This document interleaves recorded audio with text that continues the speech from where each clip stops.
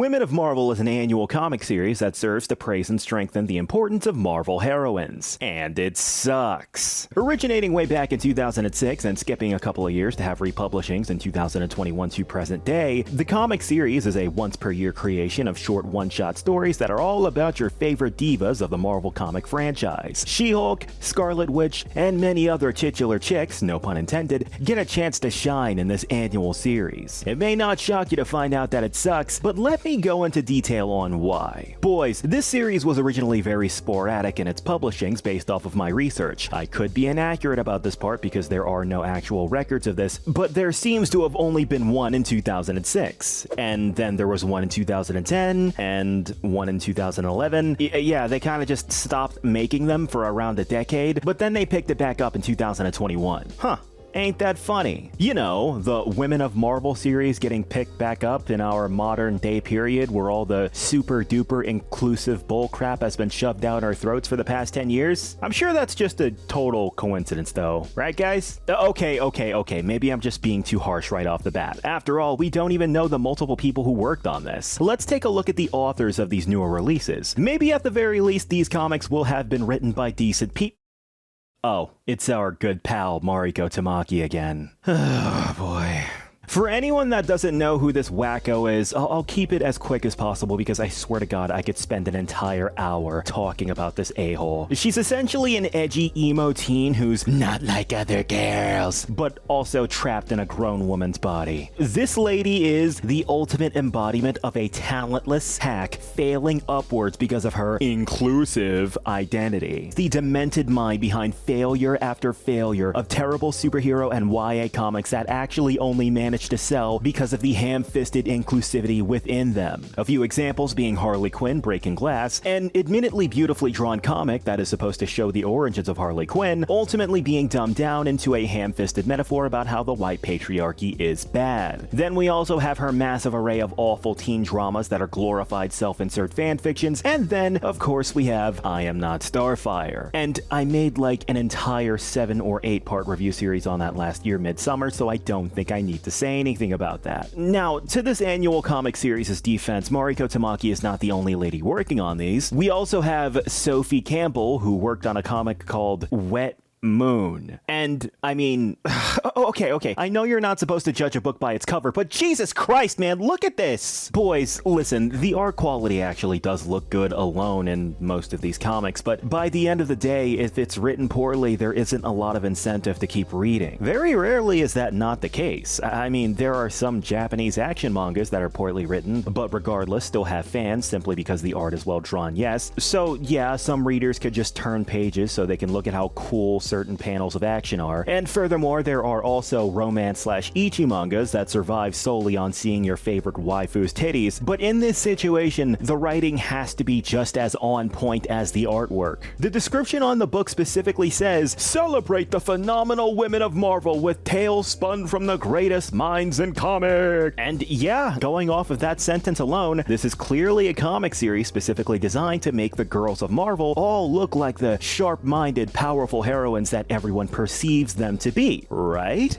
Well, I dived into a random one of the newer copies of these things with no knowledge or context into what I was getting myself into, and the first thing I witnessed was Lady Deathstrike getting her nails done and not being able to get her keys to enter her car. That's it. That's the whole scenario. It was literally just one page, and that's the whole story. And then after cringing my dick off clicking away from that garbage, I went to the latest 2023 version of this comic series, and the first story is about Black Cat and Silk in their actual hero outfits going to a karaoke bar to sing songs because girls just want to have fun, I guess. And then Mysterio is sitting in the booth next door to theirs, and he like gets butthurt, and then the girls just kick his ass.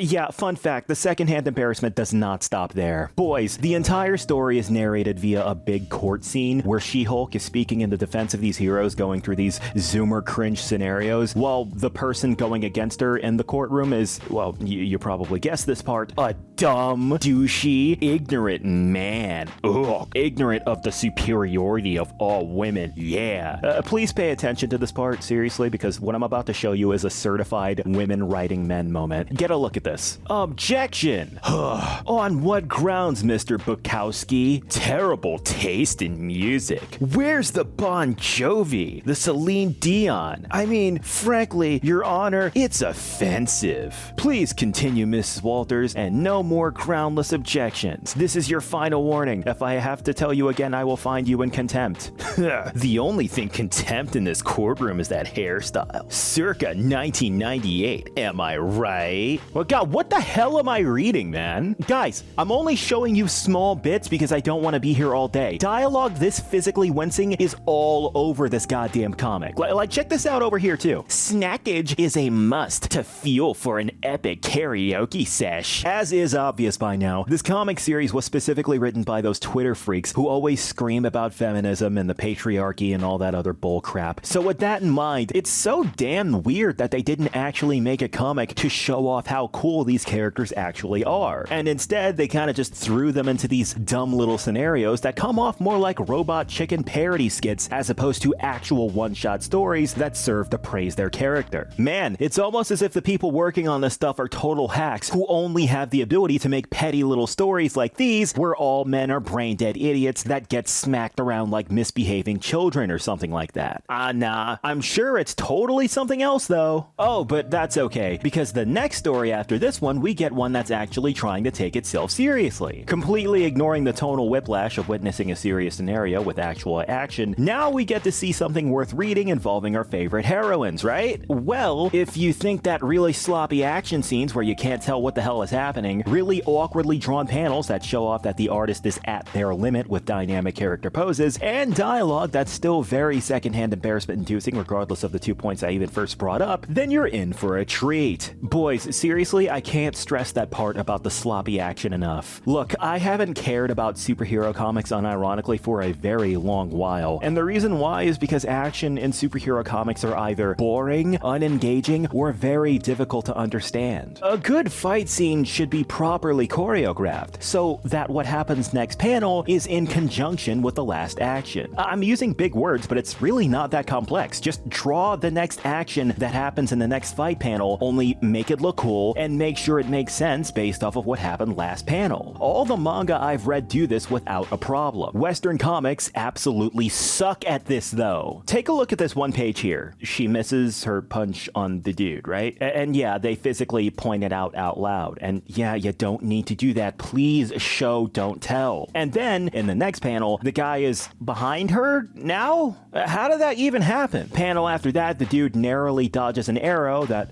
again is out of nowhere. And then in the final panel of this page, this girl is doing some goddamn capoeira kick like she's freaking Eddie Gordo from Tekken. Yeah.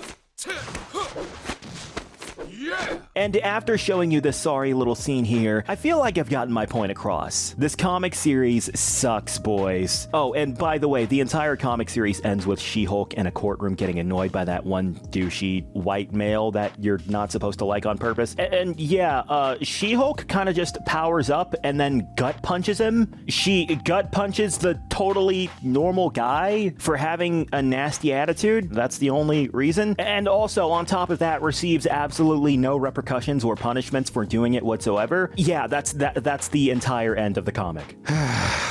Look, after all the stuff I've said at this point, I want to make it clear that I'm not trying to trivialize the importance of this comic series. A part of me feels like I'm straight up bullying as I trash on this for some reason. The reason why the people behind this comic series made this is because they genuinely believe that the heroines of Marvel are important, badass, large, in charge, and entertaining, just as much as their male counterparts. And you know what? I agree. Marvel heroines are effing cool. Storm is awesome. Mystique is awesome. Rogue is awesome, and these characters are all deserving of stories and scenarios that show off how awesome they are. So what the hell is this? The people who created this dog water desperately wanted to show off girl power so badly, but as a result of the creators' abysmal ability to actually make good, nuanced media, the comic ultimately feels like a parody of what it's trying to be. And that is why Women of Marvel sucks. That's all there is to it for this one, boys. We'll see you next time.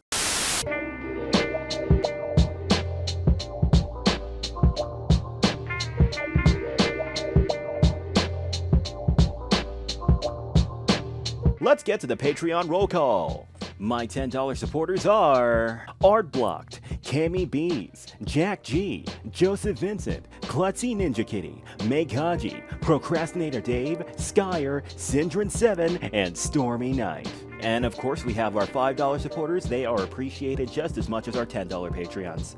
If you'd like to be in the credits of my videos as well, just catch me on patreon.com/blacklightjack. Thanks for watching, everybody. We'll see you next time.